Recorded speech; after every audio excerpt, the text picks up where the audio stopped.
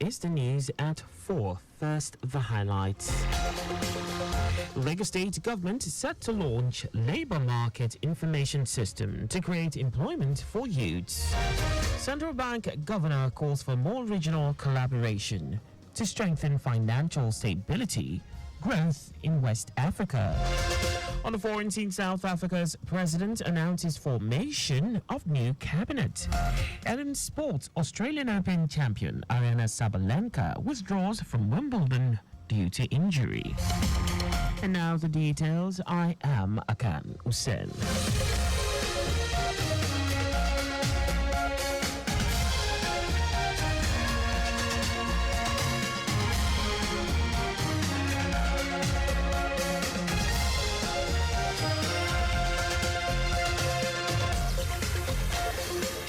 The Lagos State government is set to launch labour market information system on Wednesday as part of its strategy to create wealth and employment for the teeming youth in the state.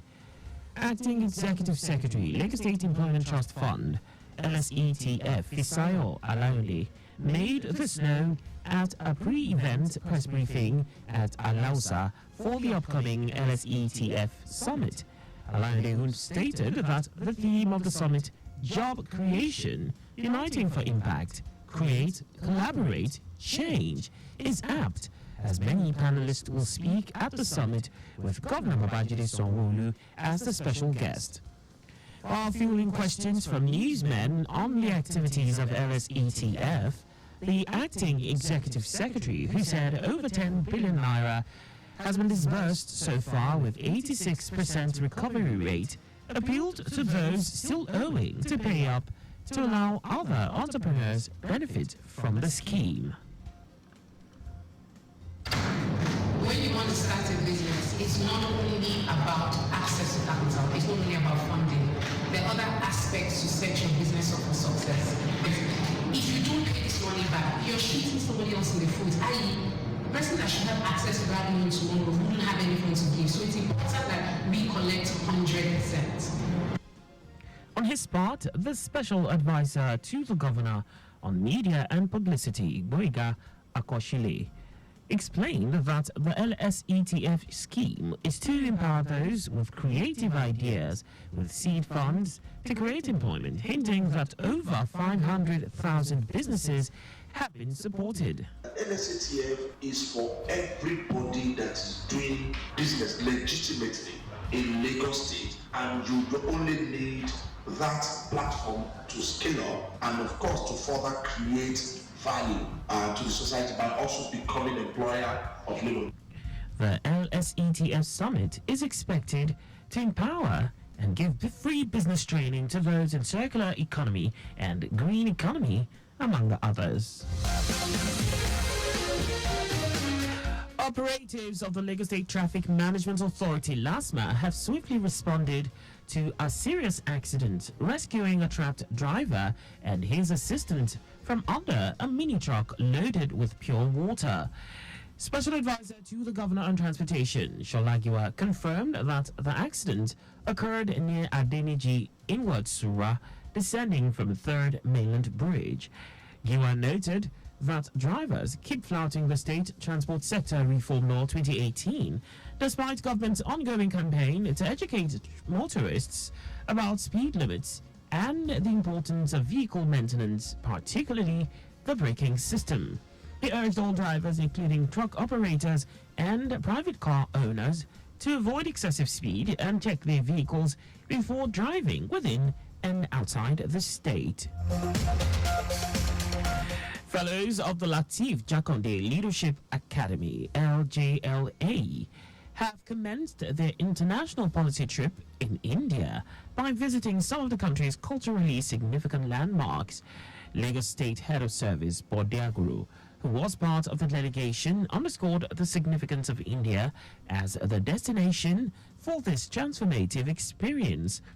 Aguro highlighted India's rich cultural heritage, strong democratic institutions, and vibrant economic environment as key factors that make it an ideal location for the Fellows' international policy trip. The fellows began their tour with a visit to Taj Mahal in Agra, a UNESCO World Heritage Site and one of the new 7 wonders of the world.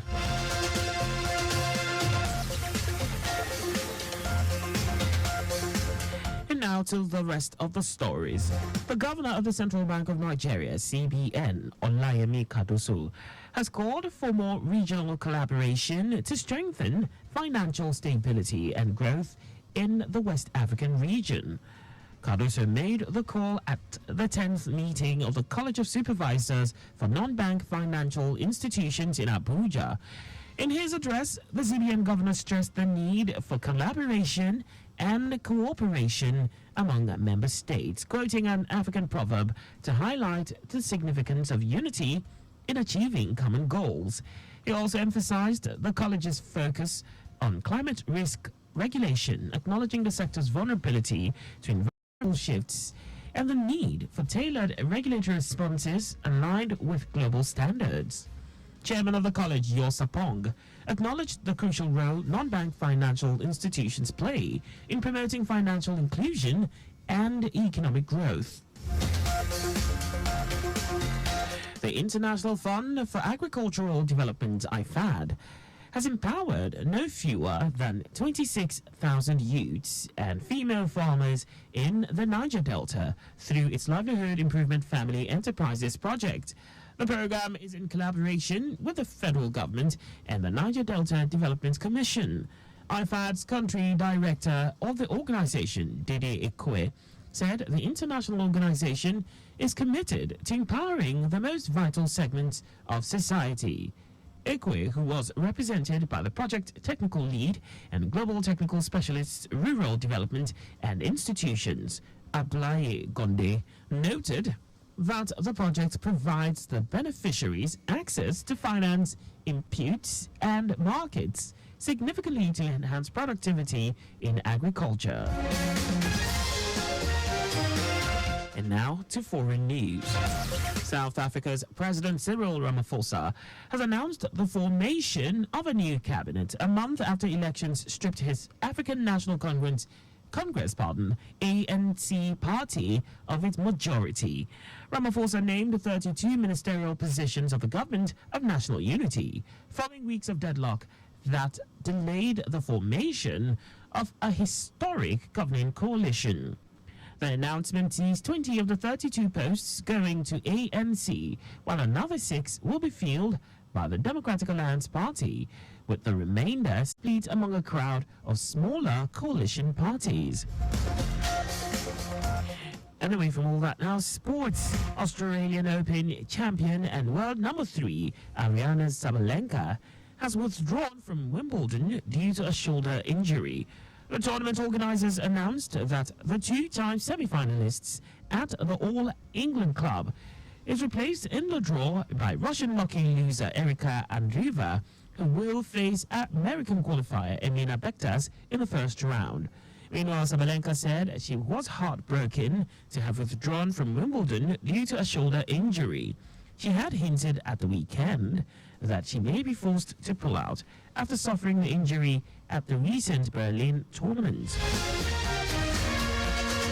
And that's all for the news at 4. Just before we go, speed through hills but kills. Do not drive beyond specified speed limits. You can follow us and like all our various social media platforms on X, Traffic Radio 961, Facebook, Lagos Traffic Radio 96.1 FM. On YouTube, subscribe and watch us live on our channel, Traffic Radio 961. On Instagram, we are Lagos Traffic Radio 961.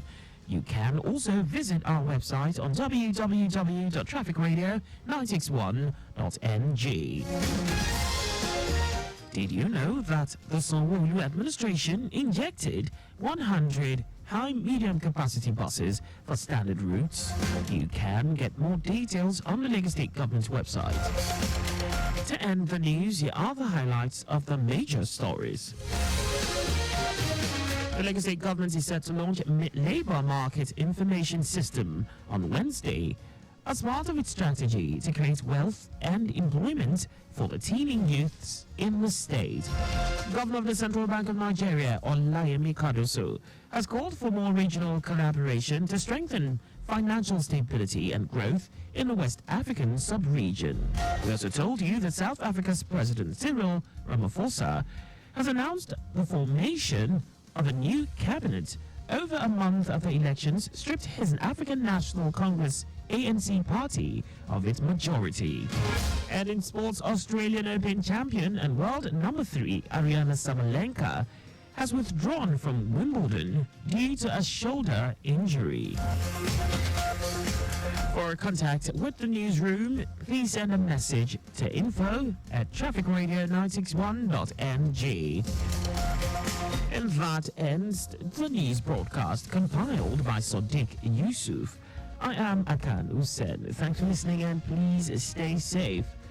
Good afternoon and please stay safe.